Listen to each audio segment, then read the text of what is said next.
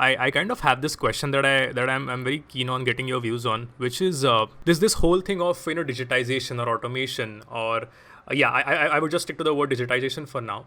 That just seems like the exact opposite of bringing humanity, at least in my head.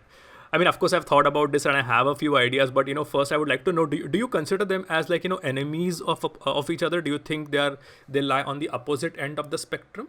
No, I don't think they lie on the opposite end of the spectrum. It's not about thinking about digitization versus being more human. It's about, you can think about, to be more human for with my employees, what can I use technology? That's the perspective you have to put in. So example, it's a simple process of employee onboarding. Today everybody is working in a remote world, and there are thousands of employees joining an organization. On the day one, or from the first 1 month, there are so many small queries. Hey, what is the holiday plan for my company? What different benefits I have at from as a travel plan? What different benefits I have, health benefits I'm having? What is covered in my health benefits? Is a dental insurance covered? So, and there can be a number of queries. Now you can give me a big document to read, very difficult. It's not really convenient. If you ask me to write an email to someone, if I'm not going to get a response from my new buddy in the company, it's very difficult, right? So if you can have a chatbot, an AI chatbot, which is nowadays very famous, and if that chatbot helps me to answer my this simple questions, I would always be more satisfied. So it's a personal touch on something which I require, right? And somebody is responding to me very quickly. If that's going to give an amazing employee onboarding experience in the first 1 month, that's going to be super cool, right? At least small queries are getting addressed. Now you're saying for giving an amazing onboarding experience to my employees at a scale, right, around the world, rather than having something kind of a call center where they call someone and the lot of conversation may not go healthy. Can I have a chat bot where personalized immediate help is available? Now that's like you're digitizing some process.